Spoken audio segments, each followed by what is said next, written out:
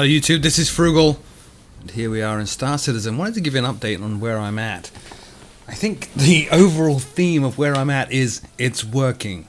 I actually had quite a hard time getting this working. I have a rather unique control setup. A number of people had suggested to me that I try flying this with two joysticks, and I tried that and I didn't get along well with it. So I'm using my Cytec X55 HOTAS. Wow, did you see that lens flare? Look at that. Using my Cytec X55 HOTAS, I've got a Razor Orb Weaver here as well, plus the mouse obviously, my MFG Crosswind pedals, and a Derek Spear Designs button box. Now getting this working has actually been a bit of a quest for me for the past week. I know a number of you did offer me your help and your advice and your input, and that's great. I didn't take any of you up on the offer yet. I really wanted my first week in the game to be my own, if that makes sense, not be too influenced by anybody else other than my own research. And I did quite a lot of research, but I did a review this week on the Tobii IX, and that injects a virtual joystick into your machine. And that virtual joystick, well, I'm not going to say it caused me a lot of problems, but until I completely nuked the Tobii IX software and that virtual joystick from my machine, I couldn't get the controls working in Star Citizen. But now they are, and it's phenomenal. So I'm not going to have any combat in this. This is free flight. I just wanted to fly around and talk to you about where I'm at, the stuff I've discovered with this game, sim, and just generally give my impressions so far of the journey and what a journey it's been. RSI Industries and Cloud Imperium have a monthly subscription magazine, I guess, PDF magazine that I subscribe to. I think it's called Launch Point, where they update everybody on the status of their development, how it's all going, what they've been working on, and so on. And just like with the ships, when you buy into that, you are really just supporting the development. So you're contributing more money to the development of the title. And I wanted to get a behind-the-scenes glimpse as to what's going on, so I did subscribe, and it's been very interesting. They have a long article in it talking about the Constellation, one of the largest ships in the game. Not largest, larger than this. And the stuff that they're doing to remodel it, and the level of detail these guys are going to is beyond belief. They're talking about maintenance hatches in hallways and on floors, and those maintenance hatches have to be positioned in the right place because that's a multi-crew ship. And one of the things with Star Citizen is that you can have a multi-crew ship, and that's not just pilot and gunner. It's pilot, gunner, engineer, and people assigned to various stations. So these maintenance hatches need to be available for use so that somebody can indeed run around the ship and fix it in a fight and get you back on your mission, which is very exciting indeed. I'm actually quite giddy about the idea of taking a bunch of friends on board a single spaceship and everybody having a role to play and everybody work together. You are approaching simulation boundary, which is really pretty cool. So I started looking at stuff like that, which got me even more excited about it, and then I started reading up things about like the flight model in this and the Newtonian physics model, and watched a number of videos from people as well on how they're flying, and at one point had my right hand stick assigned to do yaw, so that. You can see the yaw in this is much more responsive than it is in Elite Dangerous, and there are G effects in this as well, so if you go too fast and pull too hard a maneuver, you can black out your pilot, which is realistic. But the Newtonian physics really comes in when you have something called decoupled flight mode. If you look at the bottom of the HUD here, it says SCM, which is standard combat mode, and then it says CRU, which is cruise mode for covering long distances. I'm in standard combat right now, and you'll see to the right it says coupled and G safe. If I turn this into uncoupled or decoupled, what happens is my main thrusters no longer work, and all the thrusters on the ship just orient the ship, which is something you can do in a spacecraft. You can't do it in an aircraft, obviously, and it allows for some dramatic maneuvers, and it is way more fluid than it is in Elite Dangerous. Videos I'd seen actually gave me the impression that this was not a very pleasant thing to fly, and nothing could be further from the truth. It's pretty staggering, and it feels realistic. Now, I know we don't have spaceships that can do this kind of stuff right now, but it feels realistic as a view of the future. If you think about simulation at its core, simulation is not so much historical, simulating something that has already been, but simulation in science would always be the simulation of something that is to be, something that we're planning to do. And I think Robert Space Industries have a good simulation of what space flight and space combat could be like. And really, although it's very early days, still alpha, still lots of bugs, still lots of issues, I really think that their flight model and combat flight dynamics of a spacecraft in Star Citizen, even at this early stage, are actually more realistic than they are in Elite Dangerous. And Elite Dangerous is a title that I love. Let me show you what decoupled mode is like. So I'm going to fly up here. Notice I got much more yaw control than I have in any other space sim I've flown, actually.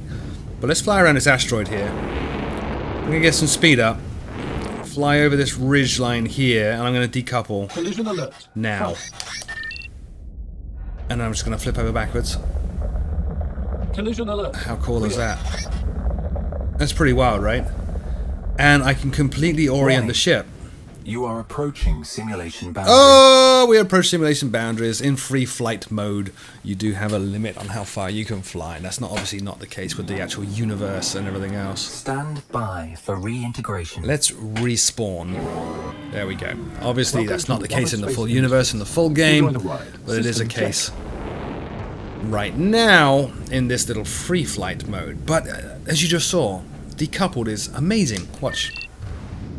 Those noises you hear, those are the thrusters that are reorienting my ship. And if I move the throttle up right now, it does nothing because the throttle is disabled. But if I come out of decoupled, you hear the roar of the engines fighting to reposition us, and it is absolutely phenomenal. The other issue I had, of course, was working with a decoupled flight model. You need to have control over 6 degrees. So pitch, roll, yaw. And then also, let me stop this vehicle. Pitch, roll, and yaw. And then you decoupled, obviously, up, down, left, and right. So binding up those controls was interesting, but I ended up setting them up to use a... Excuse the dogs. So for control over those axes, I ended up setting up a hat on the joystick, which works pretty well. And the cool thing is this flight model is that you can produce some amazing maneuvers, and that's very exciting as well. To have a decent Newtonian physics simulation in a spaceflight game means we're actually on the verge of inventing a whole new set of basic combat maneuvers. You know, aside from the standard Immelmans and all that good stuff that we have in normal flight, there's a whole bunch of things we can do in spaceflight which have never been done before. And Elite Dangerous is kind of getting there. Just Star Citizen's better. Way better. I'm so loving decoupled mode in this. How cool is that, huh? So very, very, not easy, but fun to reorient the ship and really use decoupled mode in combat to its fullest.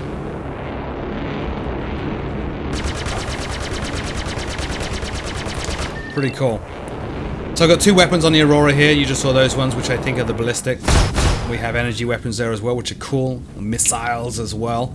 There is a set of training missions that I started into, which teach you the basics of everything from takeoff to combat. I'm going to film those separately. I really wanted this video to just be flying around and talking and exploring. The training missions at this stage do have some bugs and some quirks. Oh, that was close. Do have some bugs and some quirks that you need to put up with. But they do teach a lot of valuable stuff, and it gives a glimpse into where this is going. And what the experience is going to be like at release. For a new pilot. And it's good. It's really, really, really good. Let's go fly around on this station here, which is for some reason nuking a nearby planet. Don't know why. Don't know what the planet did wrong. Maybe it's mining. These things are physical as well, by the way. If you hit them, they'll damage the ship. If I drive through this beam here, it will damage the ship. And that's kind of important as well. I mentioned, talking in my first video, one of the things that had me excited was that they were modeling or simulating how a spacecraft would work, not only in terms of its flight model, but also in terms of the systems on the ship. Which means, if I go and do something crazy like damage this ship, damage the thrusters on it, it will affect the flight model. The ship's performance will be realistically impacted based on the damage it's sustained, which is very exciting and a lot of fun. God, I can't get over decoupled mode. It's just such good fun. And stop. That is phenomenal. Really, really good. Very much looking forward to putting this in combat. Actually, I had stopped filming, and I decided not to stop filming because I'm having a lot of fun, and I think you guys would get a kick out of it. Some of the maneuvers you can pull off with this vessel are mind-blowing. Let's get a bit of roll on here, try to square up the ship so we don't cause any damage. Don't want to turn too much. Collision alert. Whoa. Front. There we go. And turn around. Gimbaled weapons.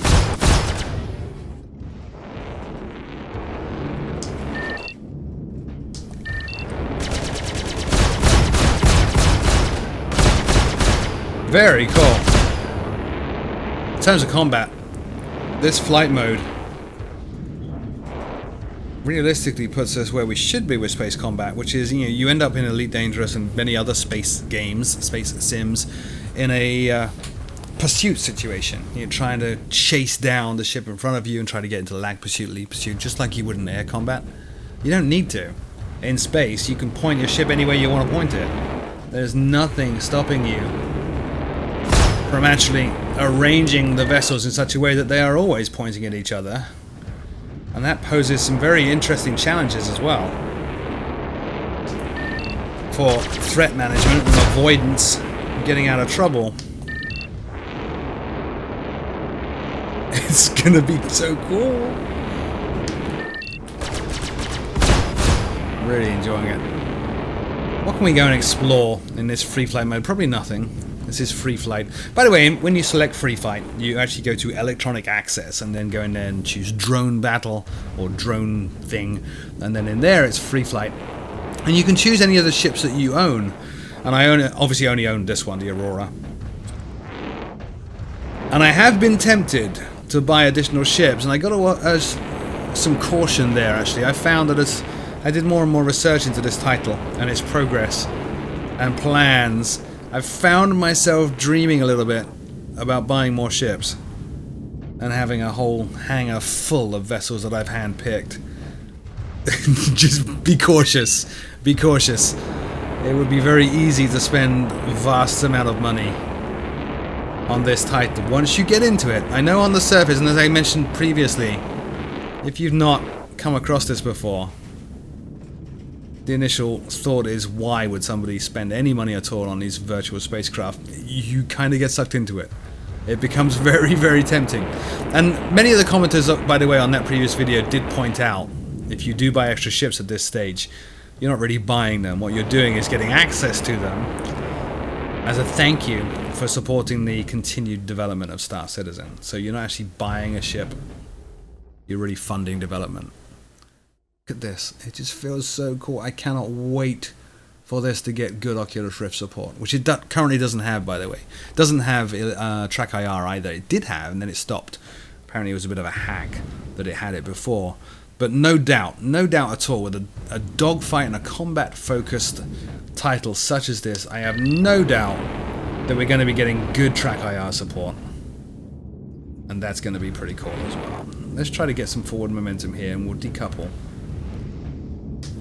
And we'll just float around, exploring. It's so cool, and you hear the thrusters going. In space, obviously, there wouldn't be sound. I'm guessing the sound we're hearing is either sound of these thrusters and their vibration resonating through the hull of the ship that we are actually in, or like in Elite Dangerous, it is a synthesized thing to give you some situational awareness of what exactly is happening around your vessel. This is so cool. I could never really get along with flight assist mode, flight assist off in Elite. I can't imagine not being able to fly without decoupled mode in Star Citizen. It's so precise. You can pull off such crazy feats. Like, that's a relatively small target right there. And I can hit that, no problem. And then we'll go up here and just use decoupled and just turn around. Let's get that smaller rock there. So you can imagine damaging individual components. That asteroid blew to pieces. I am now officially playing asteroids in the most expensive development of asteroids ever. Wow! Let's get back over there and do some more damage to these things. I didn't know you could blow those up. Whoa.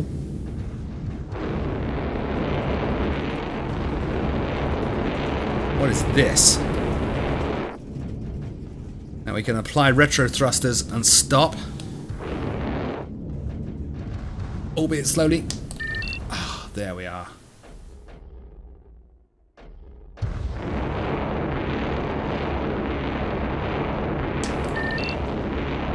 Incredible.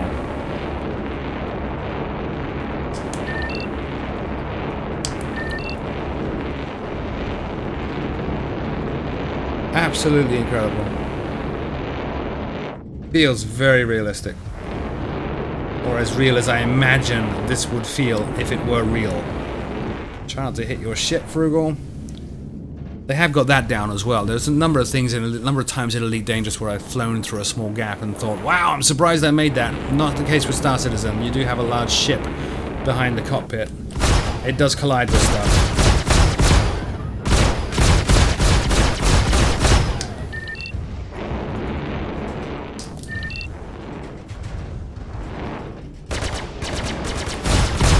Amazing. Anyway, that's it. Next video I'll show you the training. As always, my name is Frugal. Thank you so much for watching, and until next time, I'll see you very soon.